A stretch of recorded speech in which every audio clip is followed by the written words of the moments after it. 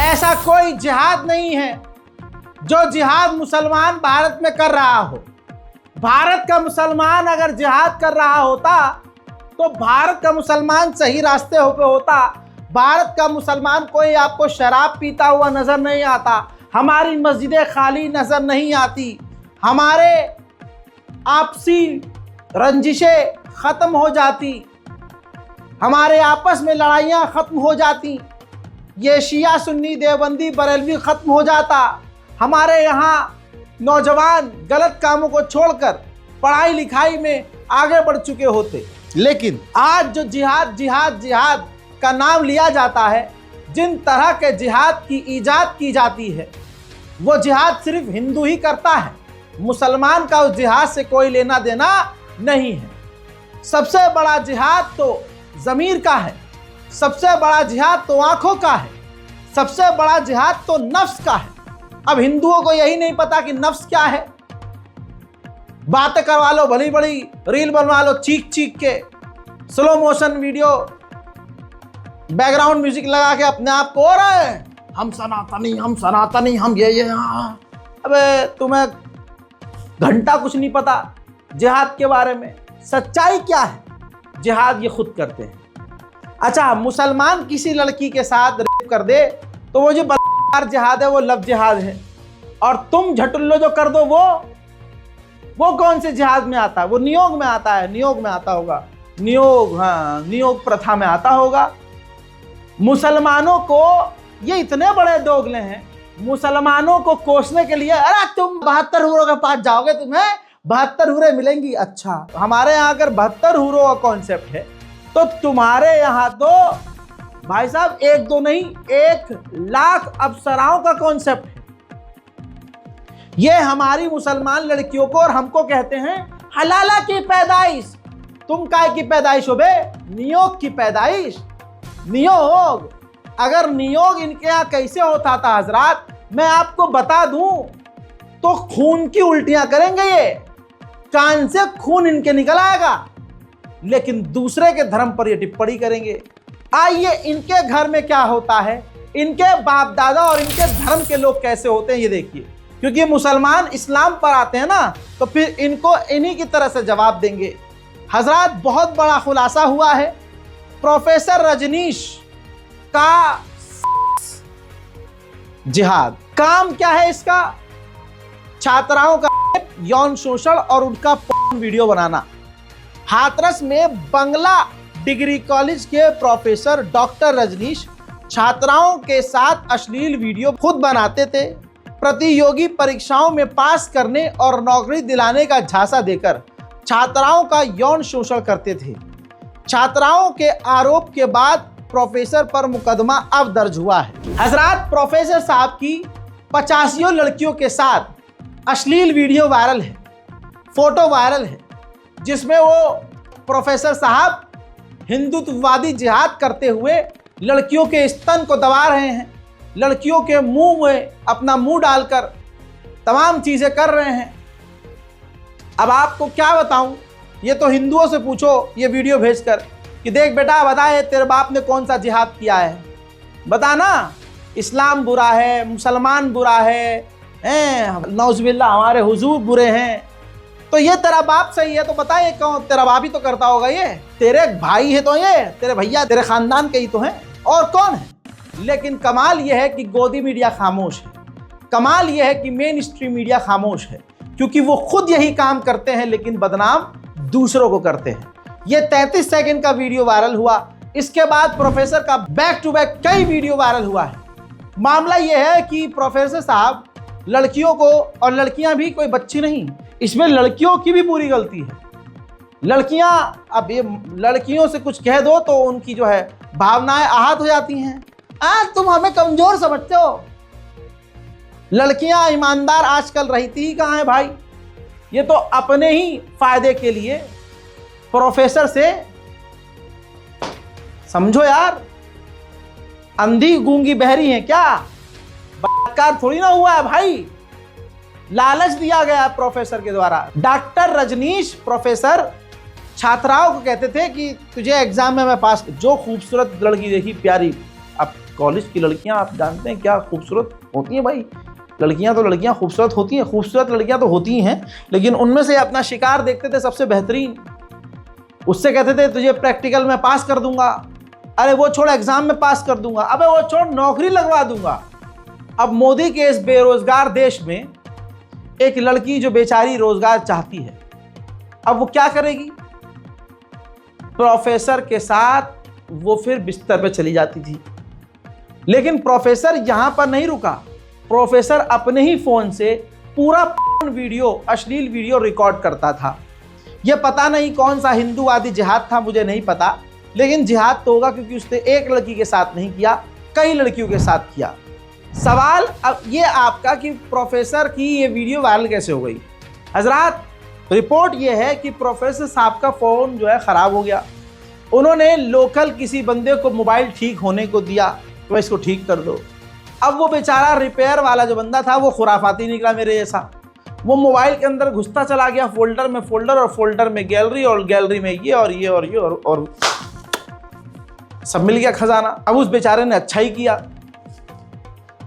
वहां उसने जानकारी शेयर कर दी अपने आसपास लोगों को, और पता नहीं ये कैसे हुआ, जो गलत हुआ कि वीडियो वायरल हो गई। अब वो वीडियो निकली मोबाइल से तो वायरल होगी, कोई ना कोई अपलोड कर ही देगा। फिर इसके बाद खबर ये आती है कि जो दो चार लड़कियां थी उन्होंने वीडियो वायरल होने के बाद कंप्लेन करी।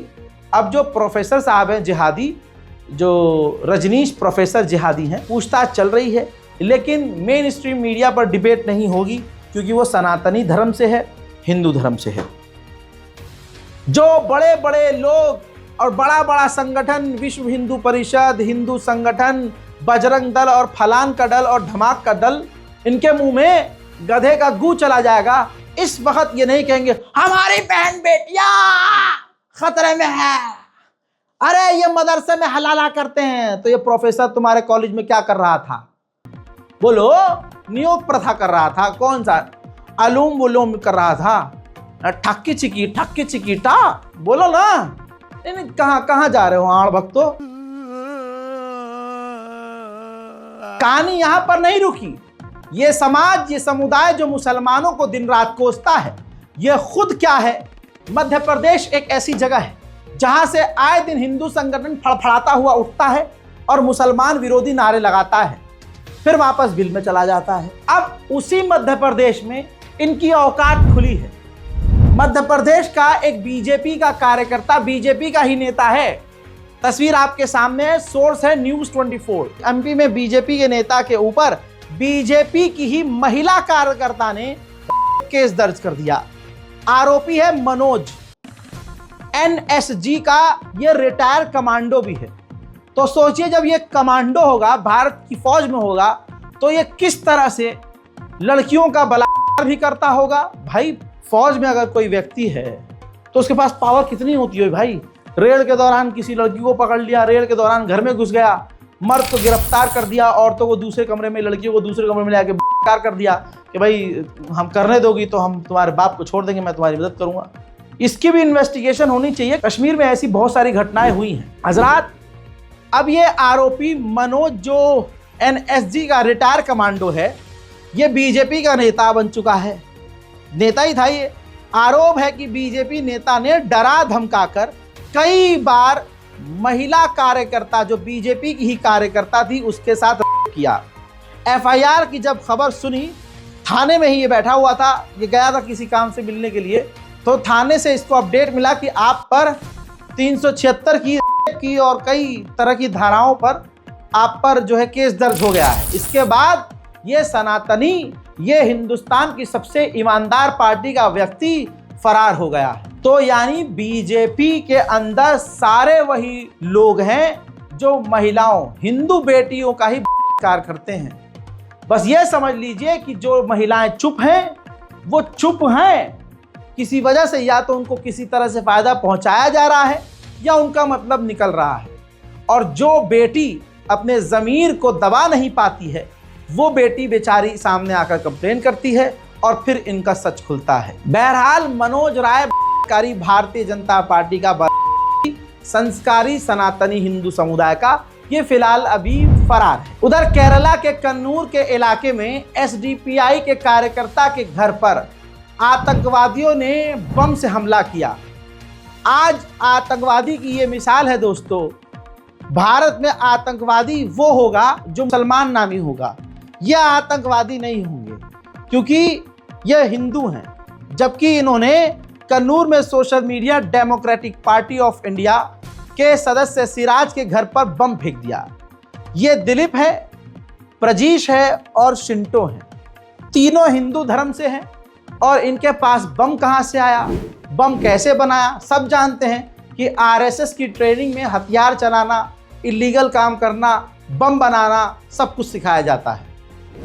लेकिन गिरफ्तारी तो हो गई है, लेकिन इनके ऊपर एनएसए नहीं लगेगा, इनके घर पर बिल्डोजर नहीं चलेगा, हिंदू संगठन अपना गला नहीं फाड़ेंगे। उधर आईआईएमटी मेरठ, देखिए वहां की ये वीडियो वायरल हुई जिसमें 40 से 50 मुसलमान गार्डन में ईमानदारी और बड़ी शांति से नमाज पढ़ रहे थे। कुत्तों की तरह मस्जिद के आगे नाच नहीं रहे थे, 7 तरह की आवाज़ नहीं निकाल रहे थे। होली पे जिस तरह से होली के नाम पर अपनी बहन बेटियों के स्तनों में हाथ डालकर, उनके प्राइवेट जगहों में हाथ डालकर रंग लगाया जा रहा था, ये वो नहीं कर रहे थे, नमाज पढ़ रहे थे। इस्लाम और मुसलमान की ताकत इतनी ज़्यादा है माशाअल्लाह कि शैतान की नस्ल पूरी कांप जाती है नमाज पढ़ता हुआ इन्हें देखकर। जब हैवानों ने शांतिपूर्वक तरीके से इनको नमाज पढ़ते हुए देखा तो क्योंकि सरकार उनकी है, भीड़ उनकी है, झुंड में वो हैं, तो विश्वविद्यालय के अंदर वहाँ जो हिंदू संगठन के गुंडे लोग हैं, सचिन सिरोही, जी हाँ, उस बंदे ने कंप्लेंट करी कि भाई ये नमाज क्यों पढ़ रहे हैं, इनको गिरफ्तार करो। ये मेरठ का मामला है। विश्वविद्यालय में नमाज पढ़ने वाली बीपीटी को छात्रों को जेल भेज दिया है दोस्तों। सचिन सिरोही ने धमकी ये दी थी हिंदू व्यक्ति ने कि अगर कार्रवाई नहीं की तो हम आंदोलन करेंगे। ये इनका धर्म है। ये इतने बड़े डरपोक हैं कि अब इन्होंने ये मांग की है कि गिरफ्तार सिर्फ एक को किया गया है। देखिए रिपोर्ट जो आपके सामने है, थोड़ा पढ़ देता हूं। खुले में नमाज पढ़ने के मामले में मुख्य आरोपी छात्र खालिद मेवाती और निजी विवि के प्रबंधन के खिलाफ गंगानगर पुलिस में मुकदमा दर्ज कर लिया गया है। पुलिस ने आरोपी खालिद मेवाती को शुक्रवार को गिरफ्तार करने के बाद कोर्ट में पेश किया, जहां से उन्हें जेल भेज दिया गया। इससे पहले विवि 3 सुरक्षा यानी विश्वविद्यालय जो है 3 सुरक्षा कर्मियों और छात्र को निलंबित कर चुका है, निकाल चुका है। आरोपी छात्र बीपीटी बैचलर ऑफ फिजियोथेरेपी में पढ़ाई कर रहे हैं। मंगलवार को सोशल मीडिया पर वीडियो वायरल होता है, जिसके बाद जो है ये सारा बवाल खड़ा होता है। वीडियो पर आपत्ति जताते हुए हिंदू जागरण मंच, जी हाँ, यही वो संगठन हिंदू हैं, हिंदू संगठन जो नल्ले और पूरी तरह से बेरोजगार हैं और ये पूरे देश भर में आतंक मचाए फिर रहे हैं। इन्होंने धमकी दी प्रशासन को कि भाई अगर तुमने कार्रवाई नहीं की तो हम बवाल खड़ेंगे, हम दंगा करेंगे, हम उत्पात मचाएंगे, हम धरना देंगे। अब चूंकि भाई साहब बहुसंख्यक वो हैं, भीड़ है भाई उनके पास और तमाम भीड़ हथियारों से लैस होती है। ये थाने में ही आग लगा दे, थाने पे ही बम मार दें, क्या क्या भरोसा। प्रशासन इनसे डर गया और कार्रवाई करते हुए प्रेशर में आकर मुसलमान व्यक्तियों को गिरफ्तार कर लिया। अब सचिन सिरोही की मांग ये है कि नहीं, एक को क्यों गिरफ्तार किया, नमाज पढ़ने वाले जितने थे सबको गिरफ्तार किया जाए। अब यहाँ पर मुसलमानों की बेगैरती और घटियापन ये है कि मुसलमान सड़क पर ना आया। मुसलमान अपने के लिए, वो हमें मारने के लिए, हमें जेल में बंद करवाने के लिए सड़कों पर आ रहे हैं, लेकिन मुसलमान अपनों के लिए, अपनों को बचाने के लिए सड़क पर नहीं आया। हमारे हिंदुस्तान में एक से बढ़कर एक मुसलमान धर्म का बड़े से बड़ा एडवोकेट मौजूद है, लेकिन मुसलमान का पेट ईमान से नहीं, ईमानदारी से नहीं, आजकल सिर्फ नोट से भरता है। वकीलों को मोटा पैसा चाहिए। ऐसा कोई गैरतमंद वकील, ऐसा कोई संगठन, ऐसा कोई ग्रुप आगे नहीं आया जो ये कहे कि हम इस देश के बेहतरीन वकीलों में से एक हैं, हमारे पास 20 वकीलों की टीम है, हम देखते हैं कि ये क्या उखाड़ लेंगे, हम आगे आते हैं, हम इस भाई की मदद करेंगे, हम इन छात्रों की मदद करेंगे, हम इनके लिए केस लड़ेंगे। ऐसा कुछ भी देखने और सुनने को आज नहीं मिलता है। आज जो हिंदू और हिंदुत्व की बात करते हैं वो खोखले हैं, वो दोगले हैं और वो नकली हैं। नलीन यादव जो कुछ वक्त पहले गिरफ्तार हुए थे मुनव्वर फारूकी के साथ, आज उनकी पिछले 3 सालों से हालत क्या है। उनके ही इलाके में भारतीय जनता पार्टी का नेता है, नेता कम गुंडा ज़्यादा होता है जो बीजेपी से जुड़ा होता है, वो दादागिरी कर रहा है। मोहल्ले इलाके के हिंदू नामी लोग उसे गद्दार कह रहे हैं, माँ बहन की गालियां बक रहे हैं। उनकी माँ, उनका बाप उनके सर पर नहीं है। 2 भाई हैं, अकेले मकान में रहते हैं। मकान के ऊपर गंदी बीजेपी के नेताओं की नज़र है, वहाँ के लोकल गुंडों की नज़र है और हिंदूवादी झुंड उनको परेशान करता है। यानी हिंदू लोग हिंदू को ही इतना परेशान कर रहे हैं, बुरी तरह से मार रहे हैं, पीट रहे हैं। हाल इतना बुरा है कि ना पुलिस सुन रही है ना प्रशासन सुन रहा है। पुलिस के पास ये जा भी रहे हैं तो पुलिस इन्हीं को जलील करके, मार के, पीट के, धमका के भगा रहा है। आज हमारे हिंदुस्तान में एक हिंदू का हाल एक हिंदू ने ये कर दिया है और ये बात करते हैं फलाना राष्ट्र बनाने की। ये ले लो। मेरा नाम नलिन यादव है और मैं पीछे से एक स्टैंड अप कॉमेडियन हूँ। 2021 में मैं मुनव्वर फारूकी के साथ जेल गया था, जहाँ पे 2 महीने जेल काटने के बाद जब मैं जेल से बाहर आया, मेरे घर के आसपास कुछ प्रभावशाली लोग हैं जिन्होंने मेरा मुझे बदनाम किया और ऐसा कहा, मेरे बारे में अफवाहें उड़ाई गई कि मैं गद्दार हूँ, देशद्रोही हूँ, तरह तरह की बातें की गई। उनका मकसद ये था ये सब करके ही करना ताकि वो मेरा मकान हड़प पाए। मेरे माँ बाप दोनों नहीं हैं, हम सिर्फ 2 भाई इस घर में रहते हैं। वो लोग एक पार्टी से भी बिलोंग करते हैं, यहाँ के प्रभावशाली भी हैं और आसपास के सभी लोग उनसे जुड़े हुए हैं। आज सुबह की बात बताता हूँ कि 6 बजे मैं उठ के अपनी छत पे गया, रोज़ की तरह मेरे घर पे आग लगी हुई थी। छत पे किसी ने जलता हुआ टायर फेंका हुआ था। मेरे घर के ऊपर कुछ लकड़ियाँ पड़ी हुई थी जिनके साथ में वो सब आग लग गई। मैंने पहले वो आग बुझाई, फिर मैंने देखा कि मेरे घर के पीछे की दीवार कुछ लोग तोड़ रहे हैं, तो मैं उनको रोकने के लिए गया कि ये क्यों कर रहे हैं। उसके बाद उन्होंने मुझे मारना शुरू कर दिया। फिर जब भीड़ ज़्यादा बढ़ गई, 4-5 लोग जब मुझे मिलके मारने लगे तो मेरा भाई उठ के बाहर आया। जब उसने बीच बचाव करा तो उन्होंने उसको भी मारना शुरू करा। फिर वहाँ पे धीरे धीरे करके 30 से 40 लोग इकट्ठे हो गए। मैं वहाँ से किसी भी तरीके से अपनी जान बचा के भागा थाने की तरफ, ताकि जाके मैं एक एफआईआर लिखवा पाऊँ। मैंने रास्ते में 100 नंबर को भी कॉल करा कि आप प्लीज़ एक बार मेरे घर पे चले जाइए, मेरा भाई वहाँ पे अकेला मार खा रहा है और मेरे घर पे तोड़फोड़ हो रही है। जिस पे 100 नंबर में मुझे कह दिया कि नहीं, हम कुछ नहीं कर सकते, आप पहले थाने जाओ। मैं जब थाने आया तो थाने में एक शख्स बैठे थे जिन्होंने पुलिस की वर्दी में नहीं थे, आई डोंट नो वो कौन थे, पर उन्होंने मुझे कहा कि हम भी कुछ नहीं कर सकते, तुम एक काम करो, तुम 100 नंबर को ही फ़ोन करो। ये करते करते कुछ मुझे 1 घंटा बीत चुका था, जिसके बाद मैं थक हार के वापस अपने घर गया। मैं जब अपने घर गया तो मैंने अपना इंस्टाग्राम लाइव चालू कर रखा था ताकि मैं ये वीडियो एक प्रूफ के तौर पे बना सकूं। मुझे नहीं पता था मेरे साथ क्या होगा। मेरे घर के बाहर तब भी 25 से 30 लोग खड़े हुए थे।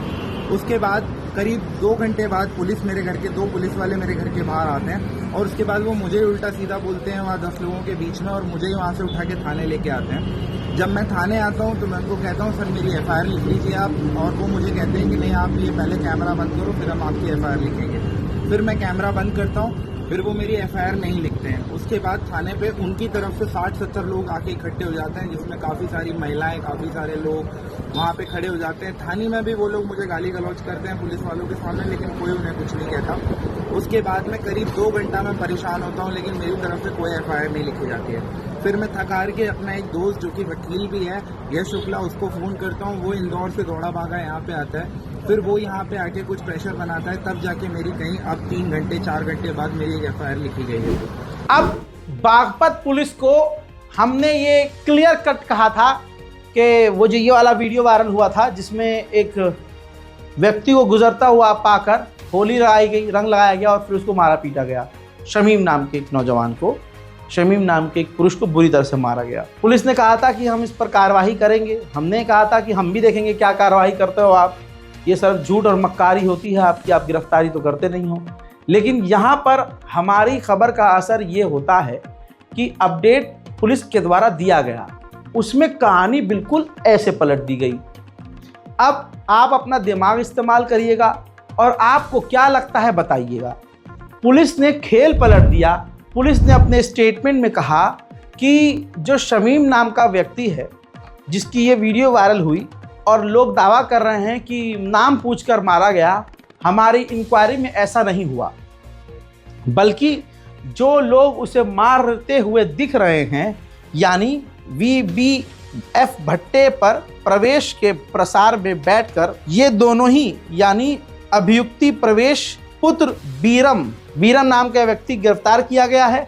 और कहा है पुलिस ने कि बीरम और शमीम जो है शराब भट्टे पर दारू पी रहे थे, यानी जिस मुसलमान लड़के को मारा है वो उसी लड़कों के साथ बैठकर शराब पी रहा था। शराब पीते में कोई बहस हो गई और उसके बाद मार पिटाई हुई।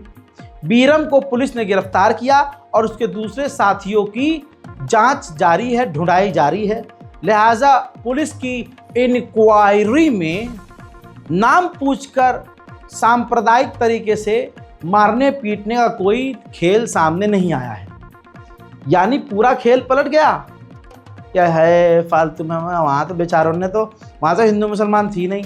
सबसे पहला सवाल, कौन है इतना बेगैरत? भारत की गारंटी, भारत के मुसलमानों की यह गारंटी तो मैं ज़रूर लूँगा कि कोई भारत का मुसलमान इतना बेगैरत नहीं है कि रमज़ान में वो बैठकर शराब पिए। सारा खेल यहाँ ख़त्म हो गया। यूपी पुलिस, बागपत पुलिस जो कह रही है कि भाई वो साथ में ही जो है शराब पी रहे थे। अबे जब शराब पी रहे थे तो वो शमीम साइकिल से कहाँ जा रहा था? मारपीट तो तब हुई जब वो साइकिल से गुजर रहा था और कई लोगों ने उसे मारा। अगर वो उनके साथ शराब पी रहा था तो शराब के नशे में आदमी तो कुत्ता हो जाता है। फिर अगर होली वो लोग खेल रहे थे तो शमीम के मुंह पर ज़रूर रंग लगा होना चाहिए था, शमीम ऊपर से नीचे तक रंग में डूबा होना चाहिए था, लेकिन ऐसा नहीं हुआ। अब आप बताइए, यूपी पुलिस, बागपत पुलिस, उसमें एक बचाव किसका कर रही है? जैसे आप स्क्रीन पर देखिए, खुद MIM के नेता ने उन्नाव वाले मामले में जिसमें शरीफ को शहीद किया गया, उस पर बोला है कि उन्नाव के शरीफ को इसलिए पीट पीट कर मार दिया गया, कत्ल कर दिया गया क्योंकि उन्होंने जबरन रंग लगाने का एतराज़ किया। उनका परिवार सिर्फ इस नुकसान का गम नहीं मना रहा बल्कि पुलिस के झूठ से भी जूझ रहा है। पुलिस इस मामले को यह कहकर बंद करना चाहती है कि यह दिल का दौरा था, ना कि कत्ल। ठीक इसी तरह से बागपत पुलिस भी लग रही है कि वो अपने सत्ताधारी धर्म वाले लोगों को बचाने का काम कर रही है। एक सड़ा हुआ समाज कितना सड़ चुका है, एक एग्जाम्पल देख लीजिए। दोस्तों, राजस्थान अलवर में पुलिस की रेड के दौरान 2 महीने की बच्ची की मौत हो गई। उस पूरे भगदड़ में, अलवर राजस्थान का मामला है, उसका परिवार का एक इंटरव्यू शेयर किया गया हारून खान के द्वारा कि 2 महीने की बिटिया, उस बच्ची को किस तरह से मौत का सामना करना पड़ा और वो बच्ची मारी गई। उस पर सनातन हिंदू समुदाय के जो सारा दिन जय श्री राम चीखते हैं, देखिए उस धर्म का व्यक्ति आप मुसलमानों के लिए कैसा है। सुशांत अहलावत लिखता है, अलिशबा को 72 मिलेगा अल्लाह ताला से, यानी अल्लाह को भी गाली और 2 महीने की मुसलमान लड़की। अब आप बताइए ये कौन से हिंदू हैं? आज ये हिंदू समुदाय है, मुसलमान भले ही आकर ड्रामा कर ले, अरे ये हमारे भाई हैं, हम इनके साथ होली खेलेंगे, ये हमारे, कौन कहता है अरे वो ये, अरे वो। तुम्हारी 2 महीने की बेटी मर जाती है तो हिंदू समुदाय से आए हुए लड़के, नौजवान सोशल मीडिया पर बिना किसी डर के लिख रहे हैं अल्लाह को गाली की, अल्लाह का 72 ये मिलेगा। अल्लाहु अकबर। ये दोस्तों आज का हिंदू समुदाय है। मुसलमानों के लिए ये है हिंदू समुदाय। कोई सामने से आकर बहुत अच्छे से मिल रहा है और ऊपर से, याद रखना, मुस्कुरा रहा है, याद रखना अंदर से यही है। आज पढ़ा लिखा हिंदू हो, जाहिल हिंदू हो या बहुत पढ़ा लिखा हिंदू हो, अमीर हिंदू हो, गरीब हिंदू हो या मिडिल क्लास हिंदू हो, सब एक तरफा मुसलमानों का कत्ल करना चाहते हैं और मुसलमानों से नफरत की इंतहा पार कर चुके हैं। ये सब ढगोसलापन आ रहा है, भाई हम तो मिलके रहते हैं। 2 साल पहले तक मैं भी कहता था हम मिलके रहते हैं।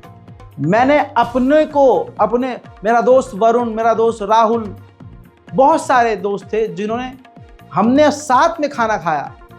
आज मैं वैसा ही हूँ, लेकिन वो हिंदू संगठनों से जुड़े, वो आरएसएस की मीटिंग में गए, वो विश्व हिंदू परिषद की मीटिंग में गए, वो भाजपा की मीटिंग में गए और आज वो पूरे तरह से पलट गए। आज उनके व्हाट्सएप स्टेटस में देखता हूँ और उसी स्टेटस से इतनी मुझे नफरत हो चुकी है और उनकी मानसिकता सामने आ चुकी है कि ये कैसे हैं। पिछले 10 सालों में मोदी, अमित शाह, योगी और आईटी सेल बीजेपी के ने जितना प्रोपेगेंडा मुसलमानों के खिलाफ फैलाया, एलन मस्क के ग्रुप एआई ने सब पर 2 सेकंड में मुद दिया। इस वक्त अंधभक्तों को दिन में तारे और रात में पिछवाड़े में जलन महसूस हो रही है। एक आड़ भक्त ने ग्रुप से पूछा कि वो कौन सा धर्म है जो अलाउ करता है अपनी माँ बहन से शादियां, और डॉक्टर हलाला नाम का एक हिंदुत्व आतंकवादी पेज लिखता है ओनली इन इस्लाम। तो ग्रुप रिप्लाई करता है कि नहीं, आप गलत हो, इस्लाम बहुत सख्ती से मना करता है माँ और बहन से शादी के लिए। और कुरान की आयत 423 को उसने रेफर किया और कहा कि साफ तौर से मजाक लग रहा है जो ये तुम सोच रहे हो, लेकिन इतिहास में एक ज़ोरोट्रियानिज्म एक कम्युनिटी थी बहुत पहले, उस वक्त वो लोग अलाउ करते थे, लेकिन इस्लाम में बिल्कुल ऐसा नहीं। लास्ट में लिखा है उसने बिग डिफरेंस। नहीं। इसी तरह से ब्लैक हाउस वाले बंदे ने लिखा कि हेलो, ये तो हमें खुद नहीं पता था कि हेलो ग्रुप हु इज छोटा फैंटा। तो ग्रुप ने रिप्लाई किया, जो रिप्लाई पढ़ने में ही मुझे डर लग रहा है, लेकिन ग्रुप ने लिखा है तो भाई ये इसकी जिम्मेदारी है। हे देयर, छोटा Fanta likely nickname for Yogi Adityanath, the chief minister of Uttar Pradesh. इसी तरह से आड़ भक्त जो व्हाट्सएप यूनिवर्सिटी से पढ़े हुए थे, वो एक काव्या ठाकुर आड़ भक्त लिखती है, सवाल करती है कि महात्मा गांधी ने भगत सिंह को फांसी लगाने क्यों दिया, बचाव क्यों नहीं किया, क्योंकि वो उनसे जेलस था, और वीर सावरकर के इतिहास को कांग्रेस पार्टी क्यों दबा के रखना चाहती है, और इंडिपेंडेंस की लड़ाई में सिर्फ गांधी को क्यों ही क्रेडिट दिया गया कांग्रेस द्वारा, ये दोगलापन क्यों। ध्रुव राठी ने भी कहा कि ग्रुप इसका जवाब जल्दी दे दो ताकि अंधभक्तों को असली हिस्ट्री पता चले। ग्रुप ने वहां पर रिप्लाई किया, असली हिस्ट्री ये है, मतलब जो ताने कशी से ग्रुप इनके मुंह पर एक रोबोट समझ लीजिए, आर्टिफिशियल इंटेलिजेंस भी जिस प्राणी पर, जिस जात पर मूत दे, वो जात अंधभक्त कहलाती है। असली हिस्ट्री ये है, गांधी ने भगत सिंह को बचाने की पूरी कोशिश की, वायसरॉय से कई बार मिले, जेलिसी का कोई प्रूफ नहीं। कांग्रेस ने सावरकर की हिस्ट्री सप्रेस नहीं की, उनका पोर्ट्रेट पार्लियामेंट में है, क्रिटिज्म पॉलिटिक्स है। इंडिपेंडेंस में गांधी के साथ नेहरू, पटेल जैसे कई लीडर को क्रेडिट दिया जाता है, सिर्फ गांधी को नहीं। आखिरी लाइन पता है, दिल खुश हो जाएगा। ग्रुप कहता है अंधभक्ति छोड़ो, फैक्ट्स देखो। इसी तरह से ये मेरा फेवरेट है, परितोष शर्मा कहता है कि हे गुरु, पंचर पुत्र के नाम से किन किन लोगों को जाना जाता है। गुरु ने ऐतिहासिक जवाब दिया। गुरु ने कहा कि पंचर पुत्र नाम से मशहूर पांडव, खासकर अर्जुन, महाभारत में उनकी मां कुंती ने यह नाम उन्हें दिया था क्योंकि वे धनुर्धर होने के साथ साथ 5 भाई में से एक थे। मजेदार बात यह है कि अर्जुन का असली नाम तो पार्थ था, लेकिन पंचर पुत्र ज्यादा चर्चा में रहा।